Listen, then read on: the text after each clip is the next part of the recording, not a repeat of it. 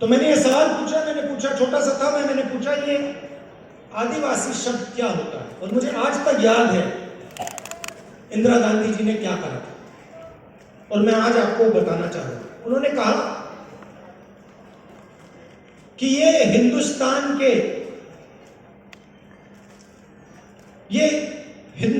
के पहले निवासी हैं। ये जो हमारी जमीन है, सुनिए, ये जो हमारी जमीन है, जिसको आज हम भारत कहते हैं, ये जमीन इन आदिवासियों की जमीन थी। और फिर उन्होंने कहा जो आज का मॉडर्न समाज है उसको आदिवासियों से जिंदगी जीना समझना चाहिए। ये उनके शब्द। जल, जंगल, जमीन के साथ क्या बर्ताव होना चाहिए, क्या रिश्ता होना चाहिए, आदिवासियों से सीखना चाहिए। मगर एक बात मेरे दिमाग में बैठ गई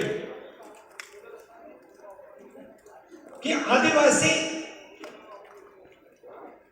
इस देश के, इस धरती के पहले निवासी थे।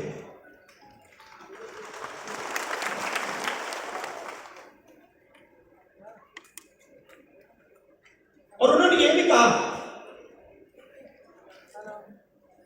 कि सालों पहले आदिवासी पूरे हिंदुस्तान में रहते थे और आस्ते आस्ते आस्ते आस्ते उनको धकेला गया।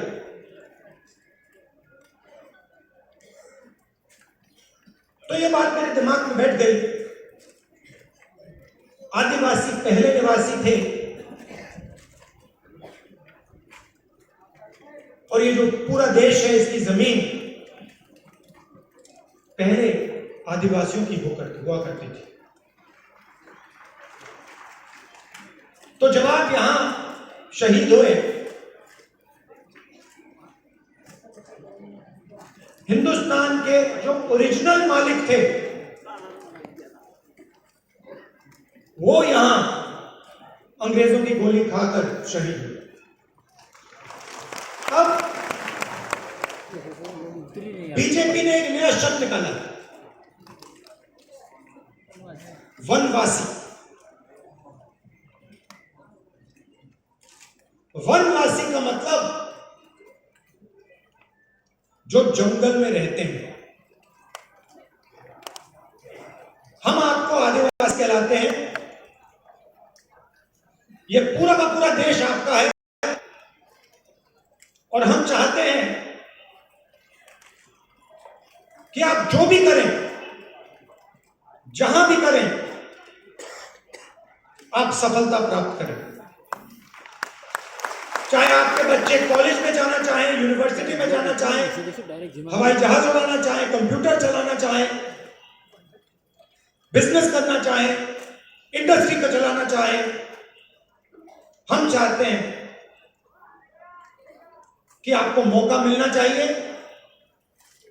जो भी आप करना चाहते हैं, जो भी आप अपने बच्चों के लिए सपना देखना चाहते हैं, वो आपका सपना पूरा होना चाहिए।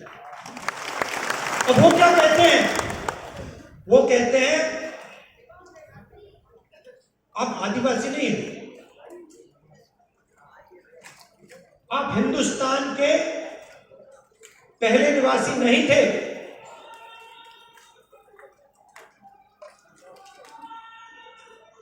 वो कहते हैं कि आप आदिवासी नहीं हो, आप वनवासी हो। मतलब आप इस देश के ओरिजिनल मालिक नहीं हो, आप तो जंगल में रहते हो।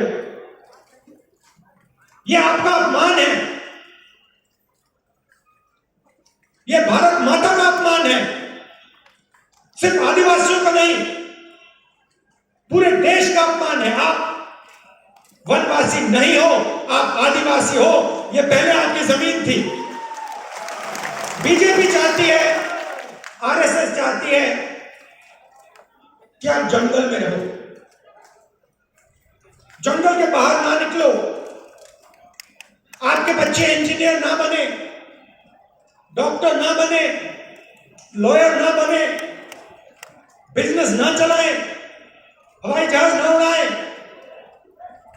प्रोफेसर ना बने, वो आप पे वनवासी का ठप्पा डालना चाहते हैं। मतलब आप जंगल में रहते हो, आप दूसरे लोगों से कम हो। हम इस बात को मानने के लिए तैयार नहीं है।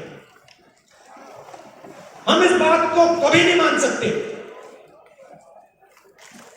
आप इस देश के मालिक हो, यह जमीन आपकी जमीन है और इस देश में आपको हक मिलना चाहिए। अच्छा, फिर आपसे कहते हैं आप वनवासी हो और फिर आप ही के जंगल को आप ही के हाथों से छीनकर अदानी जी को पकड़ा देते हैं। वनवासी आपको कहते हैं, मगर जब हमने आपको जंगल का, जमीन का, जल का हक दिया, ऐसा कानून दिया, आदिवासी बिल दिया, तो बीजेपी ने, आरएसएस ने क्या किया? वो जो औजार हमने आपको दिए थे, उन्होंने एक के बाद एक रद्द कर दिया। वो चाहते हैं कि आप जंगल में रहो और फिर आस्ते आस्ते आस्ते आस्ते जंगल को वो काटते जाते हैं। आस्ते आस्ते जो आपके हक है उनको वो छीनते जाते हैं। आपकी जमीन जो है आप उसको छीनते जाते हैं। वो अंत में चाहते हैं कि वो आपको वनवासी कहें और हिंदुस्तान में जंगली गायब हो जाए, तो आप कहीं के नहीं रहे।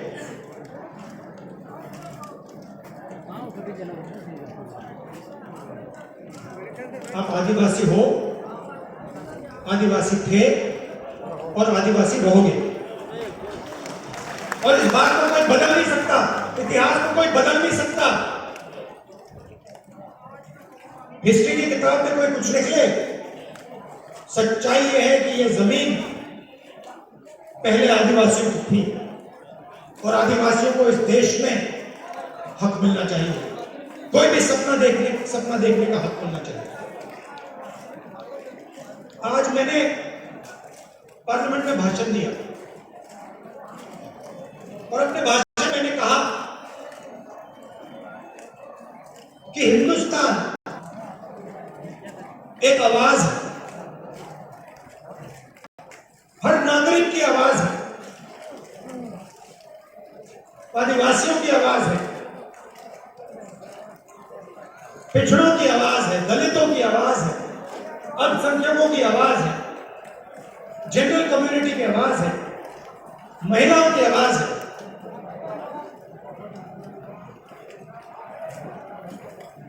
और जहां भी ये बीजेपी के लोग जाते हैं, हिंदुस्तान की आवाज को चुप करने की कोशिश करते हैं, दबाने की कोशिश करते हैं। आप देखिए, बीजेपी की सोच ने मणिपुर में आग लगा दी। 3-4 महीने से मणिपुर में आग जल रही है, लोग मारे जा रहे हैं, बच्चे मारे जा रहे हैं, महिलाओं का बलात्कार हो रहा है। मैंने पार्लियामेंट में बोला, मणिपुर में भारत माता की हत्या हुई है।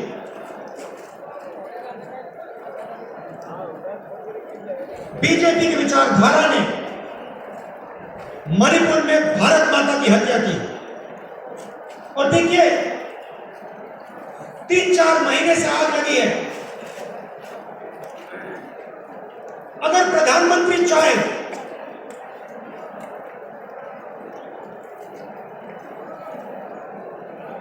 दो 3 दिन में उस आग को बुझा सकते हैं,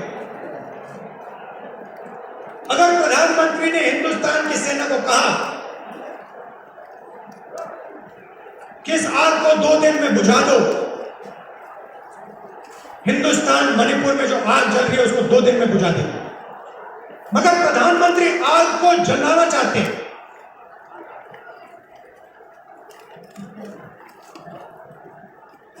उन्होंने तो बांटा है मणिपुर को, और देखिए 3 महीने हो गए, ऐसा लगता है कि मणिपुर हिंदुस्तान का भाग ही नहीं है, स्टेट ही नहीं है। प्रधानमंत्री ने एक शब्द नहीं बोला। मैं वहां गया, रिलीफ कैंप्स में गया, महिलाओं से बात की, बच्चों से बात की, गले लगा, विपक्ष के मेंबर ऑफ पार्लियामेंट गए मगर प्रधानमंत्री नहीं गए। एक शब्द आज तक नहीं बोला। जहां भी ये जाते हैं